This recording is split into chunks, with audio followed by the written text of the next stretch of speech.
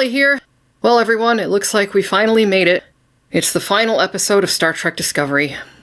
Like always, I will start with the recap, and then the review will follow. You can skip to the review using the bookmark if you so choose. However, I do include some commentary in the recap itself. So if you're interested, I would highly recommend that you listen to that as well. So here we go. Star Trek Discovery, Season 5, Episode 10, Life Itself. In the beginning of the end, Michael Burnham travels through the portal to the progenitor's tech. She wakes up in an enormous place on what looks like a high-tech yellow brick road. On either side of the road, there are portals to other places. Some have trees growing out of them. Some have intense hurricane storms inside. Alone, Michael Burnham starts the long walk to the bright light at the end of the road. Michael Burnham falls into a portal with a hurricane going on inside. She fights a breen and wins. She gets out and runs into another breen. Mal shoots that breen, but Mal herself has been injured. She's bleeding from her femoral vein. Michael Burnham tosses her a dermal regenerator, and Mal heals herself. Mal tells Michael Burnham she assumes Michael Burnham knows the way. Of course, Michael Burnham does, but Michael Burnham won't show Mal the way as her prisoner. It's established that neither is in a position to negotiate. Mal lowers her rifle and tells Michael Burnham it's as good of a deal as she's going to get. The pair set off down the road with an uneasy truce. Meanwhile, on Discovery, they've lost contact with Michael Burnham. They're engaged in a battle with the breen, and the portal is floating away from them. Back at Federation headquarters, Saru still hasn't left to rendezvous with Tahal. Yum-Yum is going to go with Saru, and their weapons will be disabled. His theory is that diplomacy cannot succeed if both parties threaten violence. Michael Burnham and Mal are walking down the techno-brick road, and Michael Burnham asks Mal what will happen after they find the tech. Mal lets Michael Burnham know that she won't shoot Michael Burnham, as long as Michael Burnham lets Mal have the progenitor's tech.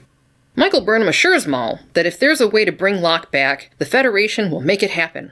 Which is logical, considering he's the rightful heir to the Breen throne and sympathetic to at least one human, and would be in the Federation's debt if they were to resurrect him. Michael Burnham then adds the caveat that the Federation would help Mal and Locke after they learn how to use the tech safely. Mal states that she doesn't trust the Federation or the Breen, but at least the Breen have a vested interest in getting Locke back, which is obviously a logic error on her part. The other Primarchs don't want Locke back. She'd be better off going with the Federation, which has everything to gain from Locke's return. Michael Burnham warns Mal that she's seen the future and what happens if the power of the progenitor's tech falls into the wrong hands, and there's no way she's letting the Breen anywhere near it. Mal says, "We'll see about that," and turns to walk away. This is when Michael Burnham sucker sweeps Mal's leg, and a big unnecessary fight scene ensues. Back on Discovery, they're losing their fight with the Breen, and the portal is getting away.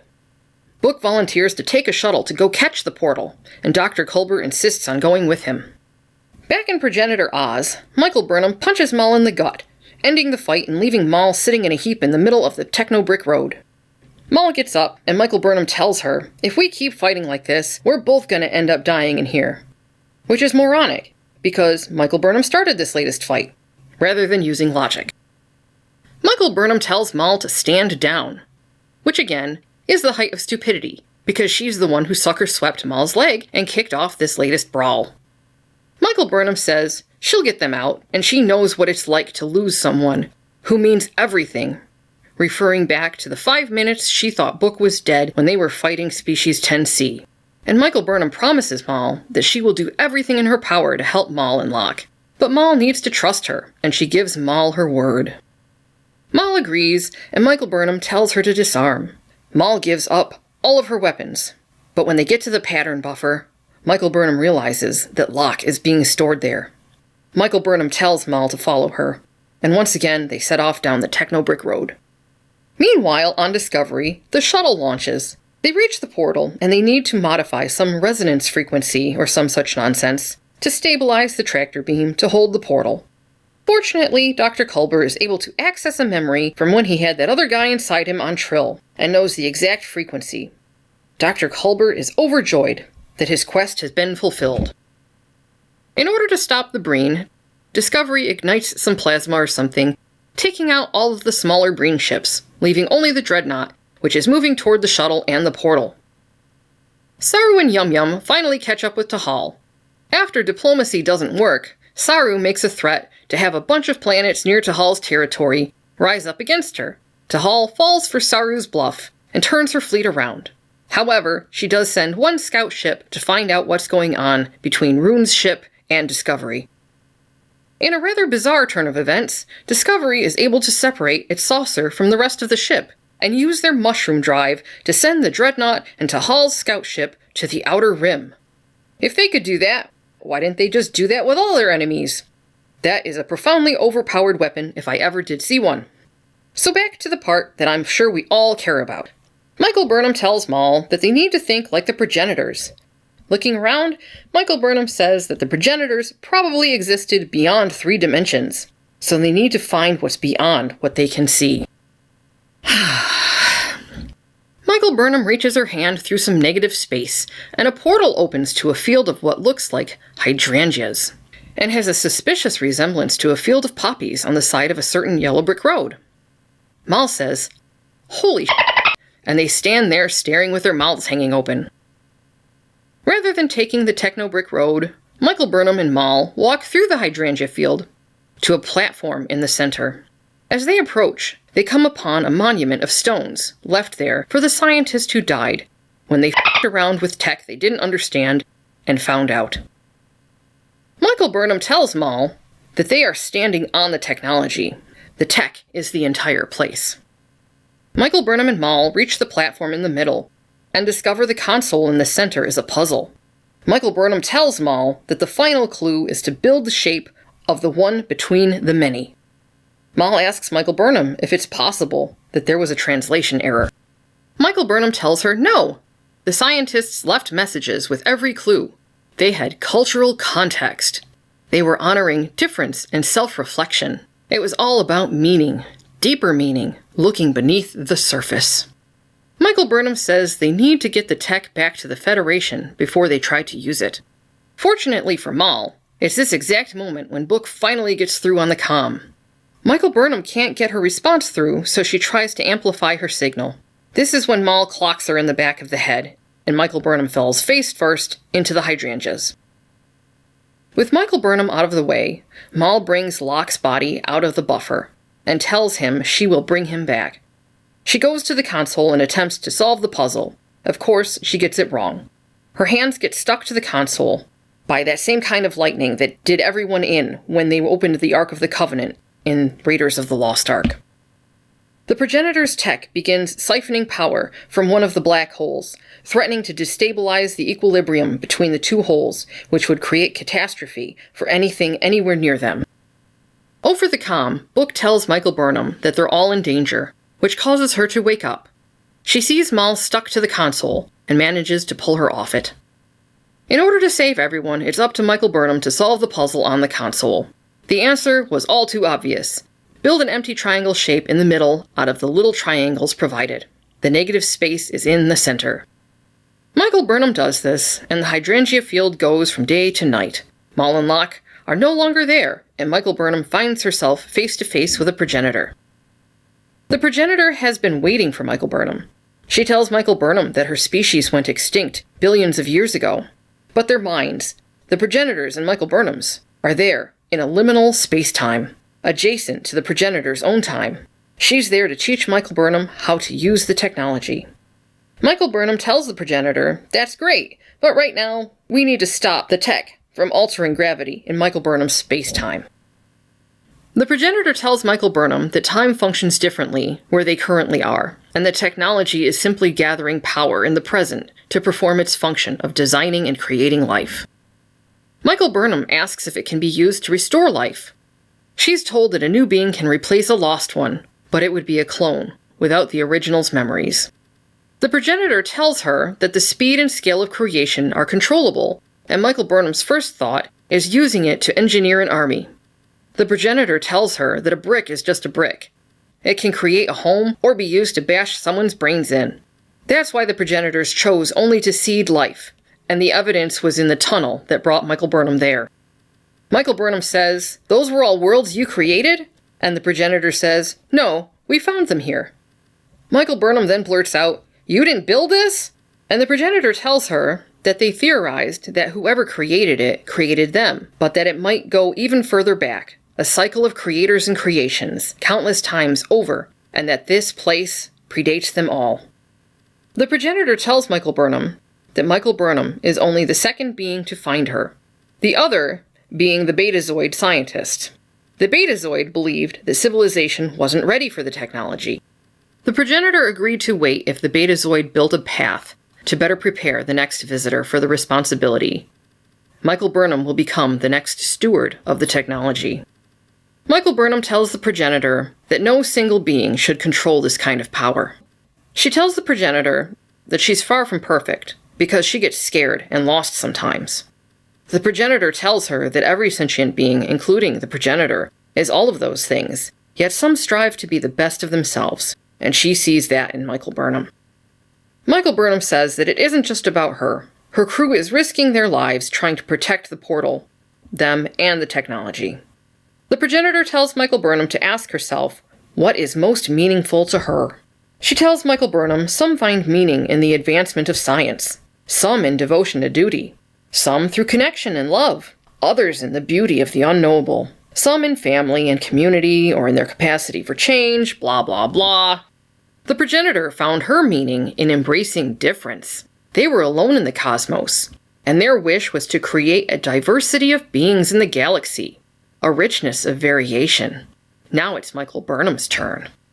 Michael Burnham needs time to think about it, so the progenitor tells Michael Burnham she'll be returned to her present, and she can stop the technology by removing her hands from the interface. Michael Burnham says, "It's that simple?" And the progenitor states, "Important things often are." Michael Burnham goes back to the present, but on the way, she's given what appears to be a bunch of knowledge of the past. She wakes up Maul and tells her they can't bring back Locke. She activates the pattern buffer to store Locke's body. Michael Burnham and Maul get beamed onto the shuttle. Discovery comes for the shuttle, and they're going to put the portal in the shuttle bay. Back on Discovery, Michael Burnham tells Stamets, Adira, Saru, and Raynor that she met one of the progenitors, and she saw the last 4 billion years and all the events that had to happen for any of them to be alive. It was powerful, and she realized they already have infinite diversity and infinite combinations, and there's no need for this technology anymore. So she, Michael Burnham, as the chosen one, in her infinite wisdom, has decided to chuck the technology into one of the black holes. So that's what they do. The end. Well, not really, because this episode goes on for nearly 30 more minutes. To make a long story short, Book tells Mal he'll always be there for her. Dr. Kovich is actually Agent Daniels from Enterprise, and he's going to recruit Mal to work for him. Saru and the Vulcan president do get married. At his wedding, Saru sees all those who are there and can't help but think of the progenitors, their shared ancestor, a reminder that in the most fundamental ways, they are all connected. We find out Tilly's going to start a mentor program at the Academy, and Book tells Michael Burnham he planted his world root on Sanctuary 4. They go outside, and Michael Burnham and Book get back together. And you would have thought this was the end. But no. We then jump, I don't know how many years into the future, but Michael Burnham is an admiral. She and Book have a son who's a Starfleet captain. Tilly has become the longest tenured Academy instructor ever. And Michael Burnham imparts some vapid wisdom on her son. Then she takes Discovery out to the middle of nowhere and dumps it to wait 1,000 years for the guy from that short trek, Calypso. The end. Well, at least this is over. This episode was a mess. The narrative put forth by the progenitor in this episode was at what I consider to be direct conflict with what the progenitor said in TNG. I got the impression from the TNG episode that the progenitors had looked around the cosmos and realized that they were alone. That's why they took this technology and seeded other planets with their genetic code so that they could basically create children for themselves, other beings like themselves, so that they wouldn't be alone anymore to carry on after them. And that's not at all the message that they put forth in this episode with their desire for diversity. That didn't even make sense.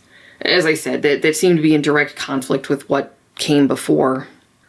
This is an alternate universe. I just have to accept it that way, because otherwise I think I would just rip my hair out. But this was not a good send-off. And this episode just seemed to go on and on and on. This episode was over 1 hour and 20 minutes. And it felt every bit of over 1 hour and 20 minutes. I don't know what they were thinking. I understand that they recorded this season before they knew that they were going to be canceled. So they jammed in the last 20-ish minutes with that sappy goodbye stuff and Michael Burnham being old with Book and blah, blah, blah. I would even argue Saru's wedding. And they brought people on for some shoots. So what I don't understand is this episode was garbage. This was a garbage episode that was way, way, way, way, way, way too long. Why didn't they, when they had people come back for shoots, why didn't they record an extra episode with very little CGI and just make it on sets where you could tell a proper ending to this series? Because what this was this progenitor story, and then they tacked on this crap at the end. And after that progenitor story, my brain, actually before that part ended, my brain was done with this crap for the week. And then they had me put up with this other crap. This would have been better served to be its own episode, this last 20 minutes. They had a budget a few years ago to make short treks. So I'm being told they couldn't have done one more episode on a low budget when they were bringing people back. Really? The progenitor episode could have stopped right after Michael Burnham decided to chuck the stuff into the black hole. And I think there was some throwaway line about, well, I think the admiral and the president will get behind this or something. So there was kind of an implication that this was not just Michael Burnham's decision, but it was. And it could have just ended the episode there, and then, I hate to say it because I'm glad this crap is done, but next week, the season finale of Star Trek Discovery, all the characters you've learned to hate are back one last time for one last mutiny. Tune in next week for the finale of Star Trek Discovery.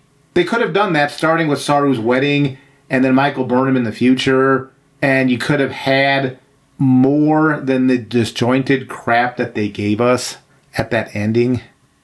I hated this episode. I hated it. It was stupid during the beginning part. I've got notes here I want to talk about in a minute. But I just wanted to mention that this was a long torture that they put us through.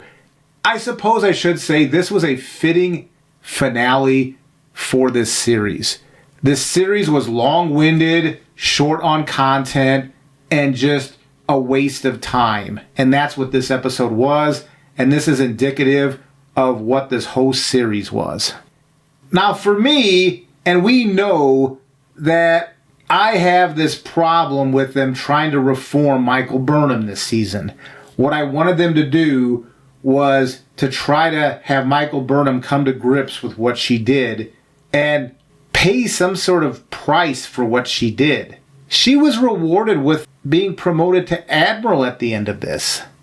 I've been complaining for at least 2 seasons about how Michael Burnham really hasn't grown since this series began. Some people have come across in the comments saying, "You're not understanding, she's grown a lot. Heck, her hair has grown, right? That means the rest of her has grown." And that year that she was ahead of Discovery when they went to the future, when she was with Book, that's supposed to be some magical time where Michael Burnham grew up. But then, of course, as we all remember, last season, my lovely, lovely, lovely Michael Burnham did that. She had an intrinsic understanding of Klingon culture.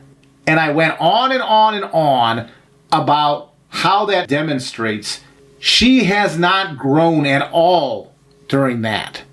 And then this season, when they had that time beetle or whatever it was, and they were trying to rewrite Michael Burnham's character saying, oh, she never thought she'd be in the captain's chair. And when they showed the younger self of her, she was like this feral animal that was just completely full of anger, so that they could show how calm she is now. When you go back and watch season 1's episode, and that's not at all what Michael Burnham was. That was a way to fake out how she grew. And they used the Raynor character to try to fix Michael Burnham's little mutiny without fixing Michael Burnham's mutiny. And this episode. So, when there was a truce set up between Mal and Michael Burnham, and I realized there was a discussion going on about Mal saying she doesn't trust the Federation, and Michael Burnham saying, well, we've got to give this to the Federation to try to figure out, but we promise you we'll see what we can do to get Locke back if we can with this technology. And then Mal's like, well, I don't trust the Federation. So Michael Burnham didn't like that answer. So after they had the truce, Michael Burnham sucker punched Mal. She didn't learn anything from her impulsive nature back in season 1. Her way of solving a disagreement was to sucker punch somebody. And later on, when Mal ended up sucker punching Michael Burnham back in the back of the head, I was cheering for Mal because Michael Burnham deserved that. So when Michael Burnham sucker punched Mal and they were fighting for a while, then Michael Burnham's like, we don't have to do this. We don't have to do this. What are you talking about? You had a truce and you're the one who broke the truce. And like, to me, that came across as an unhinged individual who will rewrite reality as her mind needs it to happen. I did not understand why Michelle Paradise, who was one of the writers on this episode, why she would have done that.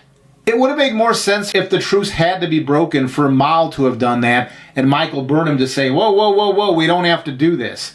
But after you start a fight, you sucker punch somebody and then you say, we don't have to do this.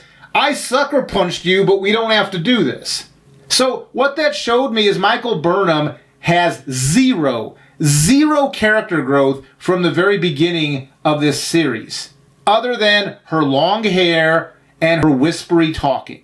And how does she get rewarded for all this non-growth? She's an admiral. I don't know if she was an active admiral or retired admiral. I think she was still active because she was on the Discovery one. They retrofitted to be just like the old Discovery so that they could send it off to line up with that Calypso short trek, which I thought was ridiculous. And how did it jump without Stamets on board? They captured another tardigrade and shoved it in there. Yeah. Michael Burnham is a toast character. They had 3 different opportunities to fix Michael Burnham, including with the progenitor. She still had an opportunity not to just say, I give in to fear. She could have added to that. I gave in to fear. I cost a bunch of people their lives. And whenever I get fearful, which happens all the time, I lash out emotionally and I cause people harm. That's why Mal's in this situation to begin with. Mal wouldn't have sucker punched me in the back of the head if I wouldn't have sucker punched her and basically reinforced to Mal that the Federation can't be trusted. Michael Burnham did that. Mal got into that situation she got into with the triangles because Michael Burnham made no effort to build a trust between her and Mal. She sucker punched her when they had a truce. So Michael Burnham is a piece of garbage as a human being. The character is a piece of garbage. A mentally unbalanced piece of garbage that will rewrite history as she sees fit to get what she wants. Which is usually what narcissists do anyway, so just calling her a narcissist probably is sufficient to explain just what that character is. And the progenitor, I would not trust the progenitor's judgment if she's saying she sees something specific in Michael Burnham. Really? Michael Burnham is a representation of the worst of humankind that gives into their passions, their whims, their darker side. That's what Michael Burnham is, and she is a poor representation of the human race. Yeah, because those clues and that path she had to take to get to the progenitor's tech, that was set up with logic meant for children. So it comes back around to, at the end here, was this actually a children's show, or was it just meant for adults with the emotional development of a child? I think the latter. There are I'm guessing, real people. I don't know if this is just a bot farm for PR, stuff for Paramount. But I'm going to assume a lot of these people are real, because I don't think it's fair to just say, oh, those are bots that are giving positive reviews. There are people who come across like they are adults saying that they like this series. And I don't get it. This series was meant... Actually, I don't know what it was meant for, because in season 1, you had those flashbacks of Grape, and then you had giving a cloned severed baby's head to Laurel in season 2. That's not for kids. I mean, I guess it's meant for adults with the emotional development of a child. I think that's what this series is meant for. Don't forget the menage a trois with... Giorgio. Yeah. On the... Klingon homeworld. Yep. I believe that's where they were. Yeah. So there were a lot of things in the previous seasons that made this very much not a children's show. Or even young adult. You wouldn't let your teenage kid watch some of that stuff.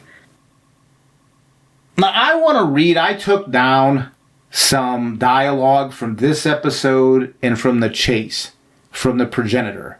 And Molly mentioned the conflict that was going on. And I want to make sure we're extremely clear where this conflict is coming from. So in this episode, Season 5, Episode 10, Life Itself, the Progenitor, as they were talking to Michael Burnham, said, I found my meaning in embracing difference. You see, we were alone in the cosmos, a single sentient culture. Our wish was to create a diversity of beings in the galaxy, a richness of variation. That's what was said in this episode. Now, this is a longer piece of dialogue from The Chase, Season 6, Episode 20 of Star Trek The Next Generation. But I think this longer dialogue, or in this case, I guess, a monologue, demonstrates where the difference lies with this, because the Progenitor in Discovery said their goal was to create diversity. That's what they wanted. They wanted diversity. So here's what was said in TNG The Chase from their version of the Progenitor. Life ended on my planet before all others in this part of the galaxy. We left our world, explored the stars, and found none like ourselves. Our civilization thrived for ages. But what is life of one race compared to the vast stretches of cosmic time? We knew that one day we would be gone, that nothing of us would survive. So we left you. Our scientists seeded the primordial oceans of many worlds where life was in its infancy. The seed codes directed your evolution toward a physical form resembling ours. This body you see before you, which is, of course, shaped as yours is shaped. For you are the end result. The seed codes also contained this message, which we'd scattered in fragments on many different worlds. It was our hope that you would have to come together in fellowship and companionship to hear this message. And if you can see and hear me, our hope has been fulfilled. You are a monument, not to our greatness, but to our existence. That was our wish, that you too would know life and would keep alive our memory. There is something of us in each of you, and so something of you in each other. Remember us. And then the Klingon that was around when this Progenitor was talking said, That's all? If she were not dead, I would kill her. And then the female Cardassian, also around when the Progenitor was talking, said, The very notion that a Cardassian would have anything in common with a Klingon, it turns my stomach. And then at the end of the episode, Picard was talking to a Romulan on a view screen in his quarters. I think it was his quarters. And the Romulan said, It would seem that we are not completely dissimilar after all, in our hopes or in our fears. Picard responds, Yes. The Romulan says, Well then, perhaps one day. And Picard responds, One day. In this Chase episode, the point behind it, at least my interpretation, was what the Progenitors were doing was creating their image in the evolutionary direction for all these races that they seeded the oceans for. This is the opposite of diversity. The Progenitor stated that the oceans were already starting their evolutionary path. So they didn't create the life on these planets. They just altered the direction. And they altered the direction by giving them a common pattern. And as I just stated in this monologue that I read, the hope was that this would help bring these people together to see that they have a common ancestor, and that common ancestor is in each of them. Whereas this Discovery progenitor, I was scratching my head. I did not understand what this progenitor in Discovery was talking about. It was diversity and the differences. That's what our goal was in this. But it wasn't. It absolutely wasn't. There's a piece here that I thought they were going to do. They didn't, but this would be a better story, by the way. In the Star Trek Discovery episode, Life Itself, the progenitor was talking to Michael Burnham, and the progenitor said, "We theorize that whoever created this created us, but perhaps it goes even further back, a cycle of creators and creations, countless times over. This place predates them all." One interpretation of this could have been that civilization in the galaxy happens in cohorts. So you've got civilizations that all come up at the same time, then they reach a peak, and then they go extinct. And the cycle continues over and over and over again. So one could write a story that would state that the progenitors saw that the extinct level events that happened were self-inflicted. What the progenitors could have been doing, if they would have written it this way, is said, well, when it was our turn to be this cycle, to be the creators, as it were, we decided to try to seed a common thing between you all so that maybe you wouldn't self-destruct yourself, you wouldn't war with each other, and you wouldn't cause extinction to happen in civilization. I think that that would be a better story. I think that that would go along with what the progenitor in this episode of Discovery was saying, basically saying a cycle of creators and creations. Like maybe the progenitors learned something by figuring out when these civilizations, when they crash, it's because they're so concentrated on their differences that the solution was to try to bring some commonality so that the differences wouldn't be so insurmountable that it would draw people apart to the point of warring till the end of life.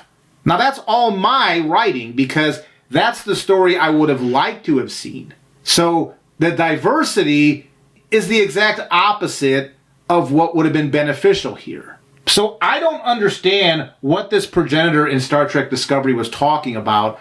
It is clear in the chase that what those versions of the progenitor were doing is they were making common things so that these races might be able to get along. Because you saw that after that monologue when the Klingon basically was not even listening to what was being said, so the Klingon was, "What? That's it? I'll kill her. If she wasn't dead, I would kill her already." And the Cardassian was like, "Ew, you're so just thinking that I could have something in common with a Klingon." And only the Romulans seemed to get that this message was a profound message of there's a brotherhood there, whether you want to admit it or not, and concentrating on differences is probably not going to lead to anywhere useful. I'm just going to state this very quickly because we try to avoid current day politics stuff on our channel. But this sort of messaging about the differences and how they make us different and let's concentrate on all of our differences, that's what's being promoted not only on Discovery, but in pop culture right now. And as somebody who's lived through many, many decades, this goes against almost everything I was taught as a young man growing up. The original progenitor from TNG's Chase about trying to work on the things we have in common together. And in this case, there was DNA pieces that were in common. That's something that even to this day I believe in. Somebody who looks different than me, I can probably work with if we can find some common ground. How many times was when Picard, when he was being the diplomat in TNG, the way he would solve a problem is trying to find some sort of common ground to work with the other side. But in 2024, what we are living through is all people do is concentrate on the differences. They cannot wait to point out a difference between you and me. and then we're supposed to fight about that difference between you and me. Just like that Cardassian did in the TNG The Chase. It turns my stomach to think I would have something in common with you. Whereas the Romulan, at the end of the episode, said, you know what? We have things we can work on here. Maybe this is a step forward that we can use to try to bring some sort of understanding between our two peoples. And I think that's what disgusted me about this episode. Actually, this whole series. Is, personally, I think this series, Discovery, was full of hatred. And the worst part of humanity was put in this series. It tried to promote things that human beings should be repulsed by. We've talked many times in season 1 about the war crimes and about all the horrible messaging they were putting in there and glorifying. Michael Burnham is a monument for the horrible morality that this franchise, Star Trek Discovery, has promoted. I'm not sure Michelle Paradise would even understand what I'm trying to explain here. The differences between what the progenitor said in this episode versus what the progenitor was saying in The Chase. And I don't know if I could find the words to get Michelle Paradise to understand, because I think the people behind making Discovery, I think they're just full of hatred. And they want people to fight. They want to promote the worst qualities in human beings. And that's what we got. And we got a mutineer, which was demonstrated in this episode. Michelle Paradise did not have to show Michael Burnham sucker punching Mal on a whim, but she did. And Michael Burnham was reinforced as one of the worst representatives of human beings, and she was rewarded at the end of this series. I know that was long-winded, but this, to me, encapsulates why I truly hate Star Trek Discovery. It's not about the actors. It's about the people writing this crap and the horrible ideas they have about human beings. And human beings apparently are only capable of horrible crap. And the horrible crap needs to be glorified. It's not making the person better. It's, let's just change the rules so being a mutineer is cool. We'll just do that. Why not? I am so grateful that this series is over, because I feel very bad for a Gen Zer or a Gen Alpha watching this crap and getting any sort of morality pointers from this franchise. The millennials, the older millennials, the Gen Xers and the boomers, they already have a moral compass that they know this is scratching their head going, what the hell are they pushing here? But I worry about the Gen Zers and the Alphas, because I don't know if they realize just what the horrible messaging is here. I don't think they realize what war crimes are and why you shouldn't be doing a lot of the crap that they did in this show. What comes across as, from my point of view, a disagreement on something, I don't think on their end they even comprehend what I'm talking about. It's the same way when I keep bringing up about plagiarism, and I don't think the young people care about plagiarism.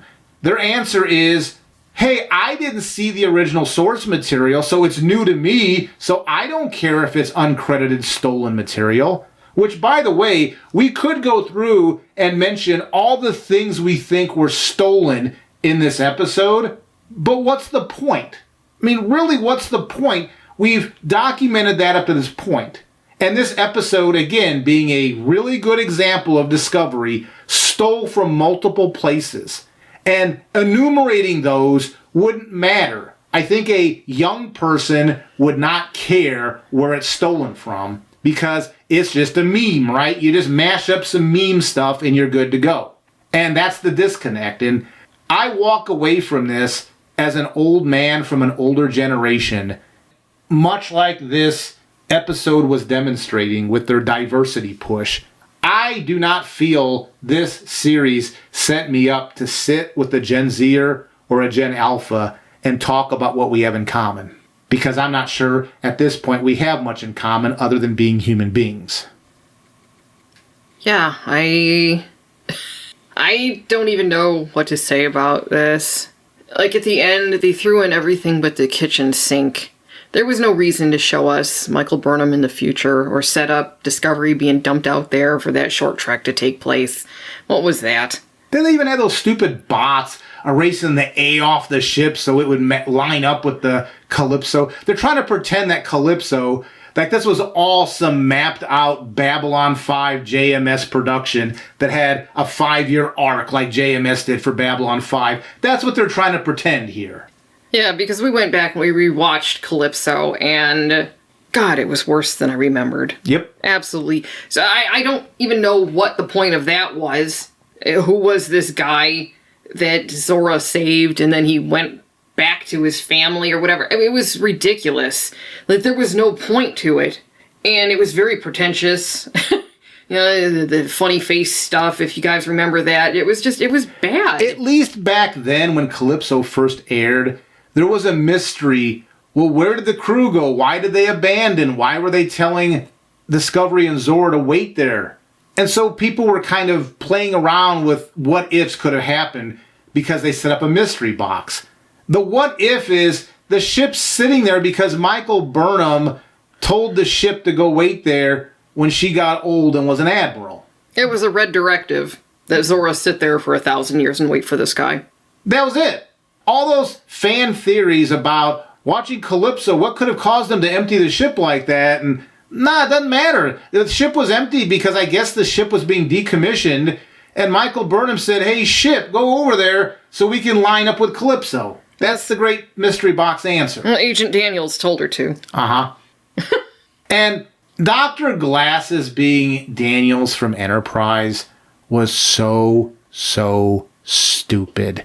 Molly knew he was a time traveler because of the way he was wasting stuff like a legal pad that at this time would be like artifacts, assuming the pad could even survive the passage of time. It was so stupid. And they have set up Michael Burnham.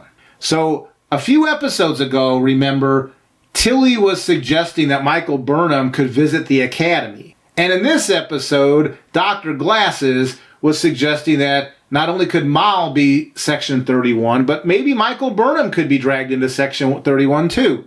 So are we just going to see Sonequa Martin Green in one of these Section 31 or Starfleet Academy projects? Maybe she's going to be a time agent. That's what I assumed Mal was being recruited for.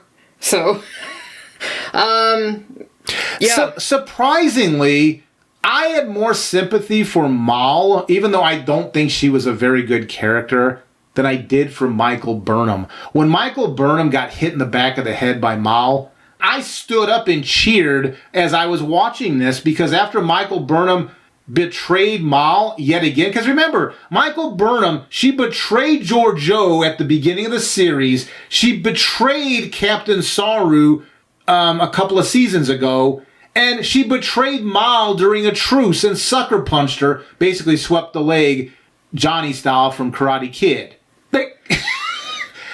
When Mal cracked her in the back of the head, I was like, yeah! And I don't think you're supposed to do that. I don't think you're supposed to be applauding for the quote-unquote hero of a Star Trek series. I don't remember when Janeway was being endangered by the Borg Queen, me going, yeah, Borg Queen, get her! That's because that didn't happen. Yeah. Yeah, Gul Dukat, you get Cisco, yeah!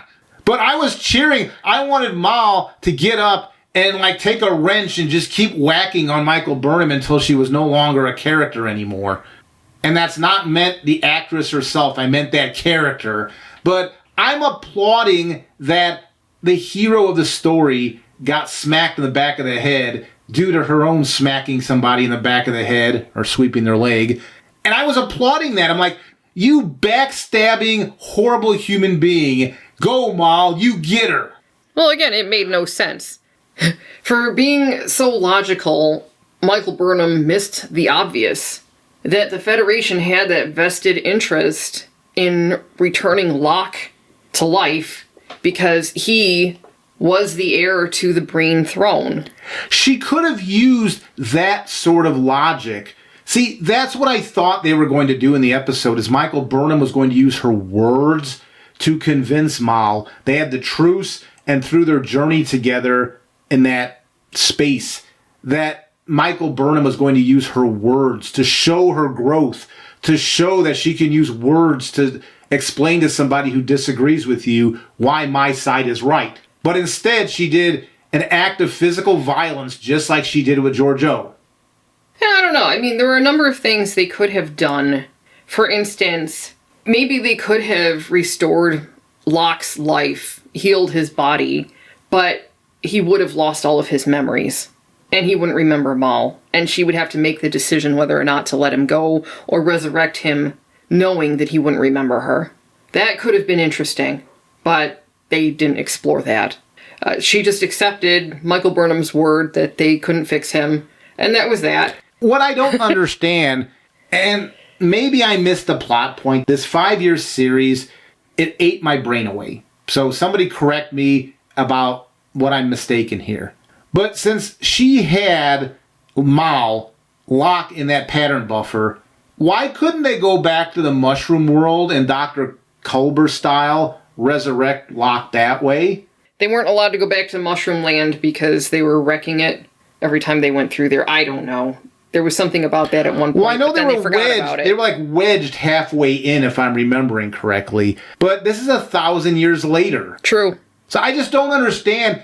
The technology exists to create somebody new with all the memories they had before. Dr. Culber's an example of that. Michael Burnham knew of that technology, but why weren't they pursuing that? Now, I think that's a stupid idea when they introduced it, the land of mushrooms. But, I mean, it's part of the canon here, so why didn't they do that?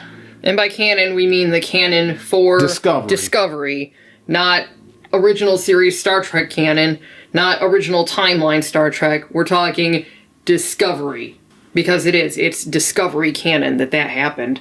So yeah, why didn't they address that? But again, every season with this show felt like it was a reboot. Every single season. Yep. It was like they understood that this show was failing, but they could never figure out how to fix it. They kept trying, but they kept failing. And for me, they had many opportunities to fix the Michael Burnham character for me. She was going to end up with Book anyway. So why couldn't they have done, like I suggested a few episodes ago, have Michael Burnham admit that the crisis is over and she's just not fit to be captain anymore. She hasn't dealt with everything that she did and all those lives that she cost, which I don't understand. Every time she looks at Detmer and sees that fake eye, that should be a reminder of the consequences of some bad decisions on her part. And then her and Book just could have went off into Smuggle Land, and they still could have been together like that. And you wouldn't have given her an admiral rank. And then her son, who's a captain, I don't even know if they said his name, did they? They might have, but I didn't catch it. Book Jr., let's just call him that. Yeah, because I was like, so what's his last name? Is it Burnham? Is it Booker? Or is it Book's real last name? Or did they pick, some fourth name? What is it? His name is Khan. Yeah. I am so grateful this series is over.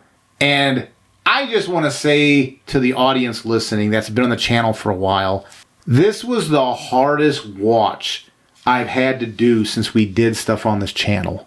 This was difficult. This was a really long and bad and causing me to deal with every reason why I hate Discovery, and then them trying to rewrite in this episode what was happening in The Chase. Because I never got the impression in The Chase that these were extra-dimensional beings, these progenitor people. I just got the impression that they were ancient people, like the ancients in Stargate. And they just used what science they had to try to leave a legacy in the galaxy for what they were. Well, as it is, they didn't build that. They found it. So I don't think they were extra-dimensional beings. I think that whoever built that place it was just that the so-called progenitors, they just stumbled upon it and used it. There was nothing in this episode that I cared about. Nothing at all. And then Saru, when he was talking to... What the heck was that? Do you have in your notes what that person's name was? That Breen that he was going off to... Oh, Tahal. And he basically pulled a Corbomite maneuver on her. And he said something like, "Look into my eyes. See if you see me bluffing in there." From Saru. Well, he's a predator, you know. Well, sure he is. What was it? Action Saru? Because Michael Burnham even mentioned that at the end. Oh, I guess a bit of Action Saru came out, huh? There's nobody in this series I actually care about. Raynor was ruined, but Raynor's the closest one where I actually care about. If I had to pick one character, it would be him. But he's a garbage character because of what they did to him. Because all the other legacy characters are just... I just shrug my shoulders. I'm trying to remember, was it Stamets that said to Adira something like, "You showed some wisdom," or "I didn't think you had that sort of wisdom in you"? Where did you learn that kind of wisdom or something like that? And Molly and I were like, "Well, don't you have a symbiote in there?" When did you get so wise or something like that? Yeah. Because when they first introduced this whole Adira and Grey thing, they had Adira being this more mature type character, and then as the series went on, she became like a rookie and she lost all that. And that's why I was asking Molly, like, do they still have the symbiote inside of them? And so I believe so. So Stamets saying that, I scratched my head in this episode going, well, right, you've got like lifetimes. I don't know how many past hosts' memories are in there, but I think it's more than one. They seemed completely incapable of being brought out. Like, I don't think Adira had access to any of those previous lives. So I think that was a bad joining. I mean, they never said that, like that, but that's the way it was written. That should have been taken out of them if that's the case, because that's a bad joining. Well, can you imagine being the symbiont stuck inside of Adira if you can't communicate with Adira? Horrible. That would be like that locked-in syndrome where people are perfectly aware of what's going on around them, but they can't talk or move or anything. That would be a nightmare. That poor symbiont. I'm just saying.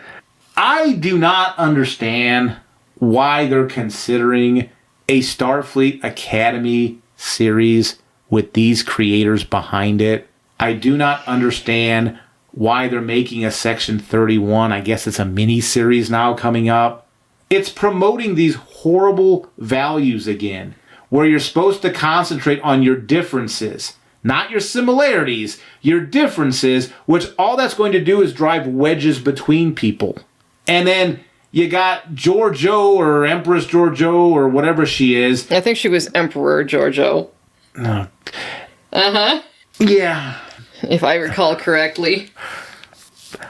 And then at the end, they had Saru at his marriage, and he was parroting back what the original intent, I think, of the progenitor, the Chase TNG was.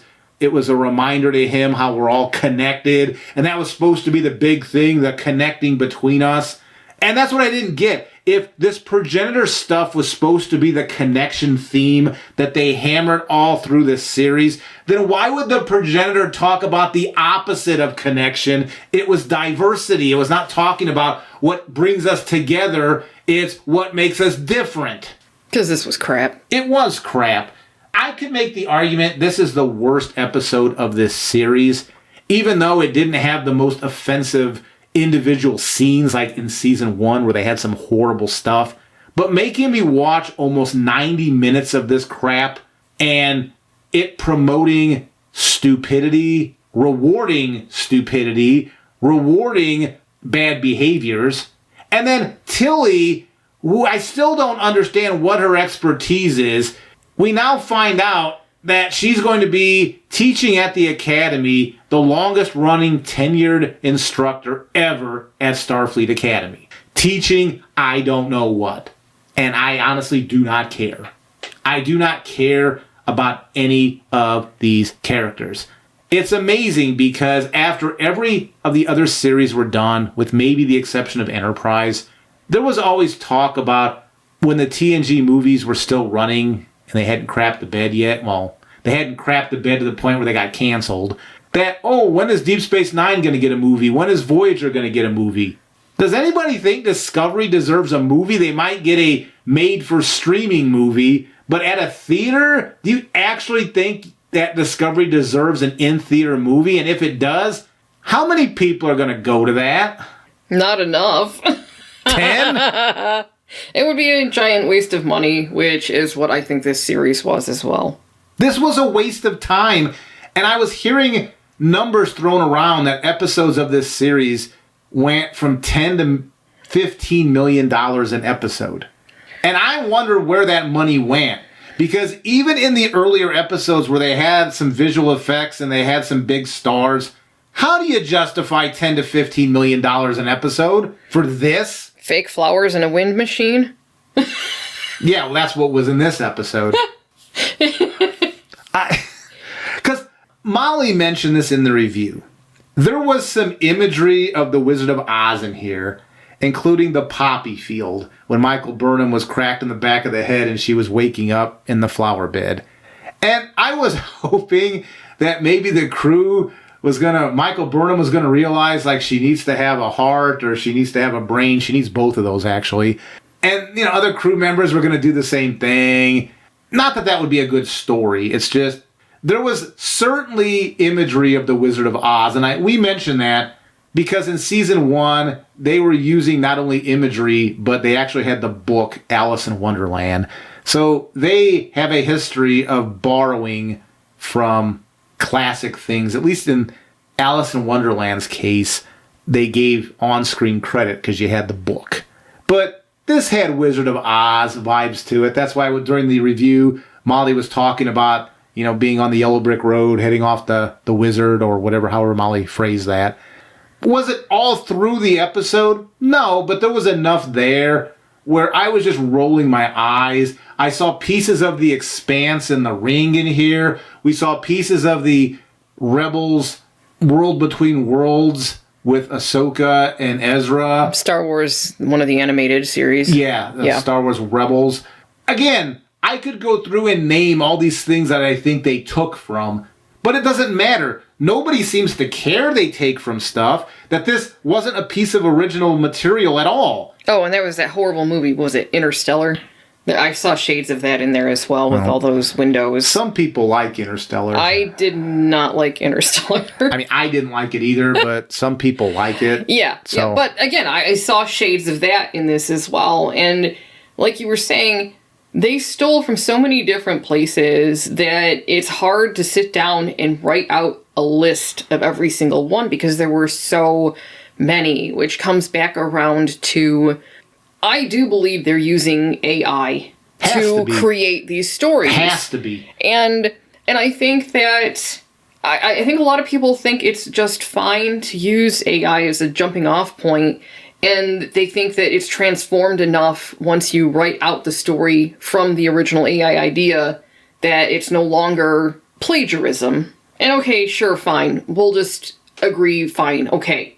However, if I can still sit there and pick out these elements and say this is from here, and this is from here, and this is from here, there's still no original ideas there. If nothing else, not everything has been done before. I'm just going to say that not everything has been done before. If anything, all you have to do is go back 40 years, hell, not even that long, 20 years probably. Not everyone was running around with a cell phone in their hands. Certainly not a smartphone. So there are stories to be told just based on our newest technology alone. Which is what a part of science fiction is supposed to be about. Exactly. Is exploring the ramifications of what a new technology would mean for human beings. Yeah. And obviously you can go back and say, oh, well, what does the impact have on humanity, this new technology of a wheel?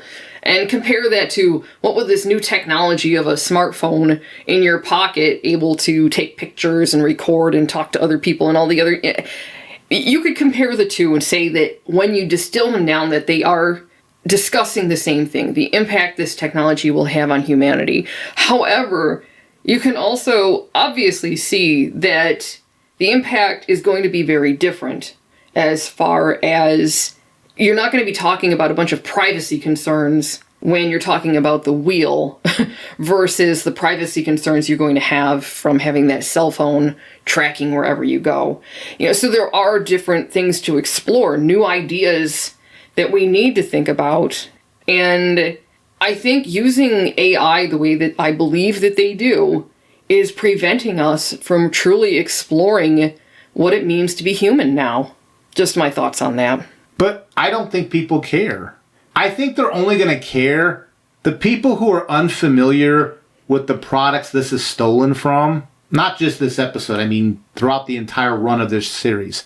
They don't care because they didn't watch the original thing it was stolen from. So they're like, well, this is new to me, so cool. Now they might care in 20 years when stuff is still choking up those same themes and they're like, oh, I saw that in Discovery. And so they might get upset then in 20 years. But this is all new to them and they don't care if it's from somewhere else. To the point where they won't even go back and watch the original where it came from. That's the part that gets me is when we list stuff that are television shows that this is borrowed from, because sometimes we mention it's stolen from like short stories. But when it's a television show and these shows are on streaming services, but they refuse to go back because they're like, well, I don't really like the acting and the visual and computer effects aren't so good. Okay, then I don't know what to say then. Other than in 20 years, when you're the old person and you got some young kid telling you he doesn't want to watch your crap because of this, that, and the other thing, I just shrug my shoulders at that. After watching this series, I have lost a lot of respect for humanity just based on the people making this crap. That's why I'm glad it's done, because even though we're currently covering Doctor Who, we're going to go back to what we were doing before this latest season started, and we're going to cover some other stuff that we liked in the past and cover it in a way so we're spending positive energy on elements of stuff we liked, because oh my gosh, all this negative energy watching crap like Star Trek Discovery that points out the worst pieces of humanity, I can't take too much more of that. And so we haven't decided what our next series is we're going to review, but rest assured we're having talks of several that we want to cover next, because at least for me, I can't speak for Molly, but I think she's on board with this. I need to cover some positive things here, because if we don't start doing some positive stuff, I'm going to lose the will to want to continue doing reviews on this channel, because I can't just keep talking negative. All of these secret hideout series, the problems with them start with the production company and then the writers that they hire. Because the actors on every single one of these, even Discovery, the actors they got were serviceable to tell a good story if you got writing that gave you a good story to tell. It's not like any of these series are like, oh my gosh, they picked up these actors that can't do anything. So no matter what script they're given, it's going to be just a bunch of people monotone talking Joe Friday-like into the air. Discovery has some good actors in it. When Jason Isaacs was on Discovery, he's a good actor. Michelle Yeoh is a good actor. As I said in one of our comments, imagine if they would have tried to write this series around those two. Without some twist about the mirror universe or anything like that, just tried to make a Star Trek series based around those two actors. Imagine what we'd be talking about now. Oh my gosh, it's so sad to see the ending of an era. But we didn't get that. Michelle Yeoh, I don't know why she's signing up other than dollars for this Section 31. Because she had a rejuvenation of her movie career. So she's kind of a big name again. Why would you do Section 31 unless I guess you were contractually obligated to do that? Maybe. Strange New Worlds, same thing. Anson Mount is a good actor. I don't know what they're doing. Ethan Peck, I think, has shown pieces of where if he was playing a different character but Spock, he could do a decent job. I would be interested to see what he could do with a real script. After all, I mean, it's in his blood. He's Gregory Peck's grandson. So there's got to be some talent hidden in his DNA. The scripts he's given just won't tap into. But then again, they've got him playing this crap version of Vulcan Spock and have him in weird relationships. The way they've written that character is just garbage. No actor could pull that off. Exactly. So there's plenty of good actors that they found for these series. So at least they're putting good actors in there, but then they don't give them anything to work with. Yeah, the writing is just so bad. Discovery is significant in that this is the creative bankruptcy of Hollywood given form, in the form of Discovery. This is what they're going to use as examples when we get out of the other end of this, whatever we're in now. And it's going to point to Discovery and say, don't do that.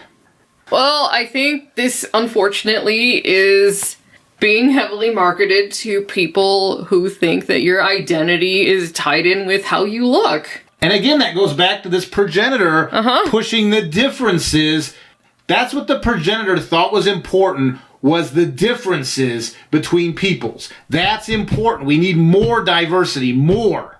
Whereas in the TNG episode, The Chase, the point was, the hope was that these different races of beings would use their common DNA to see that they're not so different after all. That's a so much better message than let's just be different for different sake, because that's what the progenitor was saying in Star Trek Discovery. I want you to be different for different sake. And then they slapped the IDIC on there and misused what IDIC is supposed to mean.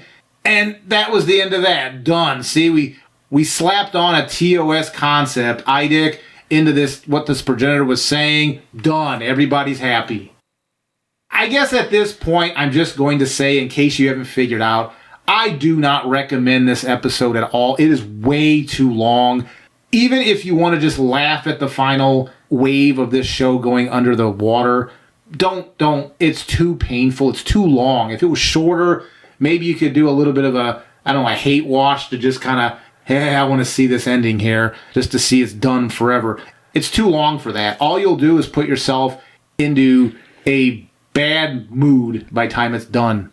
And so I do not recommend this episode, and you probably figured out, I do not recommend this series to anybody. If you haven't watched it yet, do not. Just pass it by. Do not watch Star Trek Discovery. It promotes the worst things inside of human nature and gives you the facade that it's doing the opposite, but it is not. I'll say, if you want to see something stupid, go on YouTube and look and see if anybody has posted when Discovery separates its saucer section from the rest of the ship and uses their mushroom drive to mushroom away the Breen ship, because I thought that was hilarious and absolutely one of the most things I have ever seen. It made me laugh out loud. Even watching it the second time when I was taking notes, I was just sitting there in awe of just how stupid it was. And through the whole scene there, I mean, even beyond that, when they were fighting the Breen and outside that portal, you had those fire flamethrowers on the bridge just going off. Even when nobody was attacking them, you still had the flamethrowers going off. And the action on this, they shook the camera more than I've ever seen in this entire series. They were shaking the crap out of the camera. When Michael was fighting Mal, the camera was shaking all over. When they were on the bridge and they were doing their little mushroom thing that Molly just mentioned, they were shaking the camera, and then these flamethrowers were going off on the bridge, so you couldn't really see what the hell was going on. Well, what I don't understand is, with the flames going up all the time, how is it that every component on that bridge, like in the walls and everything like that, how is it not fried, melted, whatever? I understand in 90s era Trek, what they did is they would have those console explosions. And I think what that was supposed to represent was like power surges going to those consoles, and they were just blowing through the consoles. But the people behind this show, I don't think they understood that. Like, flamethrowers makes no sense why fire, you get hit and you get a power surge, and then this big column of fire comes up at you. How does that even make any sense? At least with the consoles being overloaded with electric, you could see, well, what they're trying to say is it was so much electric that it blew through whatever circuit breakers were in place. There's no reason fire should be blowing through the pipes on a bridge like this, but these flamethrowers were several seasons ago. But it was particularly stupid in this episode because they kept going off. And they did have some electrical explosions, but these flames were coming up. And I'm like, what the hell is going on here? And then the camera was shaking and all this fire was coming up. And I'm like, well, is the ship on fire? And it's like, no, they're shooting flames for some reason. Okay. They could have saved a lot of money by cutting back on the pyrotechnics. I'm just saying. Well, it makes me wonder if, like, on the set, if they've got, like, a barbecue propane tank hooked up to these things. I don't want anybody to get hurt, but it makes you wonder at some point if they could end up accidentally blowing up half that set because they don't know what they're doing because a propane tank catches on fire or something. Well, remember, back in the day, Michael Jackson got burned due to pyrotechnics on a set. Yep. So it's not unheard of. It's a dangerous thing to do. Plus, you're going to have insurance for doing that as well. I just don't think it's worth it because it just was stupid. Well, it's not worth it because it doesn't make any sense here. Again, I could make so many jokes, like when Michael Burnham and Mal were fighting and they ended up on that volcano planet. And I was expecting Mal maybe to say, but you were the chosen one. You were supposed to fulfill the prophecy. Oh, yeah. Yeah, there was a lot of that kind of stuff going on. I could spend hours, because this thing was so painful to watch. I could spend another hour making this video of going into all the stupidity in this episode, because it was that stupid. I have nothing positive to say except this series is done. Yeah, so that's it for Star Trek Discovery. Yes! We made it. All of us made it.